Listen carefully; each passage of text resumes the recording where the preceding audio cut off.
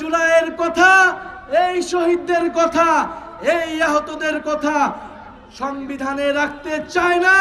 তারা মুজিববাদের নতুন পাহারাদার। মুজিববাদীরা পলাতক হয়েছে, মুজিববাদীরা ভারতে পালিয়েছে, কারণ এটা কোনো বাংলাদেশি পার্টি ছিল না, এটা একটা ভারতীয় পার্টি ছিল।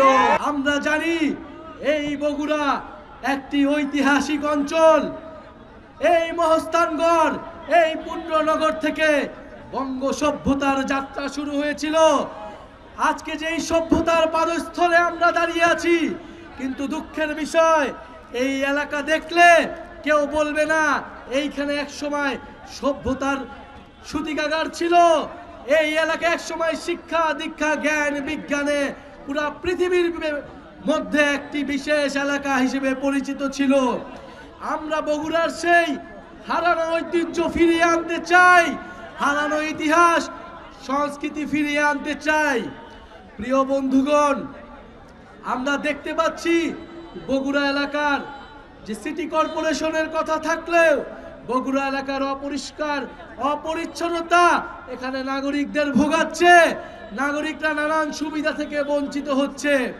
আমরা চাই অনিত বিলম্বে বগুড়াবাসী যাতে সকল নাগরিক সুবিধা পায়। আমরা এই বগুড়ায় এসে শুনতে পেয়েছি যে এই বগুড়ার প্রশাসন নিরপেক্ষ আচরণ করছে না। 24-এর গণঅভ্যুত্থানের পরে আমাদের দাবি নিরপেক্ষ প্রশাসন, নিরপেক্ষ পুলিশ এবং নিরপেক্ষ আদালত নিশ্চিত করতে হবে। যদি কেউ সেই পুরনো কায়দায় দলবাজ প্রশাসকদের মতো আচরণ করে, তার পরিণতিও ফ্যাসিস্ট মুজিববাদীদের দোসরদের মতোই হবে। দেখেন 18 সালের যারা ডিসি ছিল, যারা ভোট ডাকাতি করেছিল, তাদের কি পরিণতি হয়েছে। যারা 18 সালের নির্বাচনে নির্বাচন কমিশনার ছিল, তাদের কি পরিণতি হয়েছিল। এই দিন নয়, দিন কিন্তু সকলেরই আছে। এই গণঅভ্যুত্থানের 1 বছরের মধ্যে যদি আপনারা ভুলে যান ছাত্র জনতার ক্ষমতা কতটুকু, তাহলে আপনারা আবারও ভুল করছেন। এই বগুড়ায় কোনো দলবাজ প্রশাসকের, কোনো দলবাজ পুলিশ অফিসারের স্থান হবে না। বগুড়ার প্রশাসককে, বগুড়ার পুলিশ, বগুড়ার আইন আদালতকে নিরপেক্ষ আচরণ করতে হবে, গণমানুষের পক্ষে থাকতে হবে, কোনো দলের পক্ষে থাকা যাবে না। প্রিয় বন্ধুগণ, গণঅভ্যুত্থানের পরে আমরা বলেছি নতুন বাংলাদেশ লাগবে, নতুন সিস্টেম লাগবে, নতুন আইন কানুন লাগবে। আপনাদের পুরনো খেলায় আমরা অংশগ্রহণ করব না। আপনাদের চাঁদাবাজির রাজনীতিতে, আপনাদের সন্ত্রাসের রাজনীতিতেই আমরা অংশগ্রহণ করব না। আমরা পুরনো খেলায় কোনো নতুন প্লেয়ার হইতে আসি নাই। আমরা খেলার নিয়ম বদলায় দিতে এসেছি। খেলার নিয়ম বদলাতে হবে, রাজনীতির নিয়ম বদলাতে হবে। ভালো মানুষদের, গ্রহণযোগ্য মানুষদের, যুব সমাজকে এগিয়ে আসতে হবে বাংলাদেশের হাল ধরার জন্য, বগুড়ার হাল ধরার জন্য। প্রিয় বগুড়াবাসী, আমরা আজকে স্মরণ করছি এই বগুড়ায় যারা গণঅভ্যুত্থানে অংশগ্রহণ করেছিল, গণঅভ্যুত্থানে শহীদ হয়েছিল, গণঅভ্যুত্থানে আহত হয়েছিল। আমরা শুনতে পেয়েছি আমাদের আহত ভাইরা এখনো ভালো চিকিৎসা পায় না। এটা হতে পারে না। গণঅভ্যুত্থানের 1 বছর পূরণ হয়েছে। অনতিবিলম্বে আমাদের আহত ভাইদের চিকিৎসার ব্যবস্থা করুন। শহীদ পরিবারদের পাশে দাঁড়ান, তাদের মর্যাদা দিন। প্রিয় বগুড়াবাসী, এই জুলাই পদযাত্রা জেলা থেকে জেলান্তরে ছড়িয়ে যাচ্ছে, গ্রাম থেকে গ্রামান্তরে ছড়িয়ে যাচ্ছে। নতুন দল এসেছে, নতুন নেতৃত্ব এসেছে, আপনাদের সামনে বিকল্প এসেছে।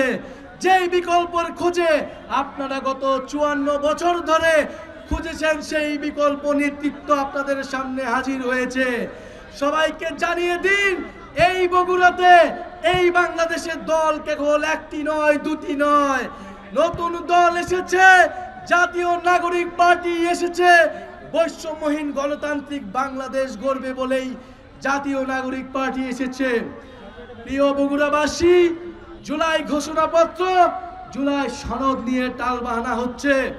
আমরা স্পষ্টভাবে বলতে চাই আজকের এই বগুড়া থেকে, জুলাই ঘোষণাপত্র অবশ্যই নতুন সংবিধানে যুক্ত হবে।